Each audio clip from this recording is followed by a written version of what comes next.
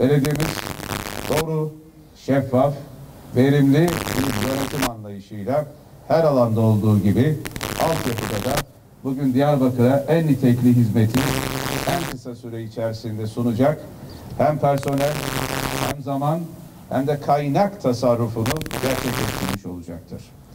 Bugün hizmete girecek ve sizlerle birlikte inşallah dualarımızla kazasız belasız hizmet vermesiyle bugün hizmetine alacağımız araçlarımızın toplamı 28 milyon 1.146 Türk liralık bir metro tutarıdır.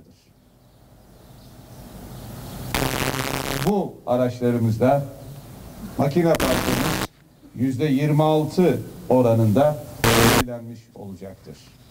3 sene içerisinde planladığımız şekilde yol, bakım ve altyapı dairemizin bütün araçları da sıfır araca dönüşmüş olacaktır. Yani bu yıldan itibaren önümüzdeki 3 yıl içerisinde bütün en yeni ve yepyeni araçlarla değiştirmiş olacağız. Diyarbakır Büyükşehir Belediyesi olarak kırsal mahallelerde 5987 kilometrelik bir yol ağımız var. 1044 mahalleye ulaşan bu 5987 mahalle yolumuzun yanı sıra Büyükşehir ölçeğinde de 274 kilometrelik yine bir yol ağımız var. Bütün bu yol ağlarında güvenli, standardı yüksek, kaliteli ve konforlu bir altyapıyı gerçekleştirmek sorumluluğundayız. Bu yıl içerisinde planladığımız perspektifte önümüzdeki günlerde inşallah daha önce paylaştığımız gibi yol yapım, bakım ve onarım ihalelerimiz ve çalışmalarımız başlayacak.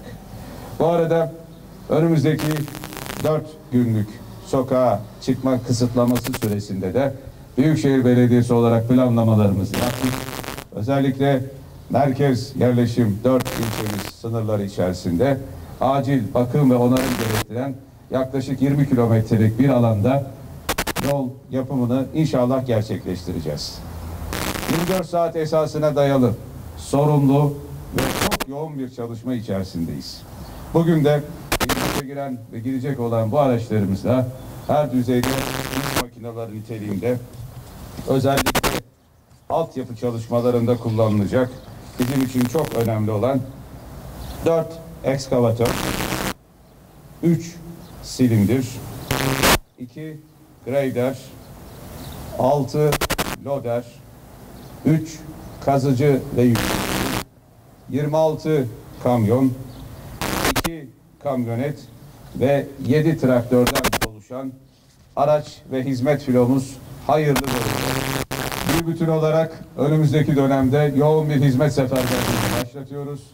Çabamız ve heyecanımız Diyarbakır'a en iyi ve en güzeli sunmaktır. Rabbim mahcup etmesin diyorum. Elhamdülillahi Rabbil alemin ve salatu ve selamu ala Resulina Muhammedin ve ala alihi ve sahbihi ecma'in. Rabbena la tuzigh kulubana ba'de iz hedeytena ve hab lana min ledunke rahme inneke entel vehhab. Rabbena inneke cami'un nasi li yevmin la raybe fih innallaha la yuhliful mi'ad. Allahumme salli ala seyyidina Muhammedin ve ala alihi ve sahbihi ve barik ve sellim ve aleyhim teslimen kesiren kesira. İlahi ya Rabbi, bize ikram etmiş olduğun maddi ve manevi bütün nimetlerden dolayı sana şükrederiz. Hamdimizi kabul eyle ya Rabbi. Aziz beldemiz, maneviyat merkezimiz, Türkiye'nin göz bebeği, kırmızı. Her türlü tehlikelerden muhafaza eyle ya Rabbi. Hizmet edilmek üzere belediyemizde alınmış olan bütün bu hizmet araçlarını ya Rabbi sen memleketimize hayırlı eyle ya Rabbi. İzzet-i Celal'in Habib-i Kibriyan hürmetine, keseceğimiz kurbanlarımız hürmetine ya Rabbi. Burada hizmet yapan büyüklerimizin kuvvetlerini artır ya Rabbi. Çalışan kardeşlerimizin kuvvetlerini artır, niyetlerini makbul eyle.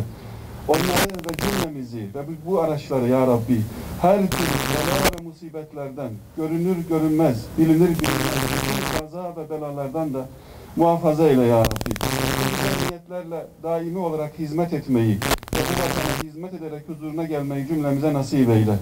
Bu niyetle keseceğimiz kurbanımızı da sen kabul eyle. Bu kurban hürmetine bizi, memleketimizi, devletimizi her türlü bela ve musibetlerden muhafaza eyle. Amin. Velhamdülillahi Rabbil alemin. El Fatiha.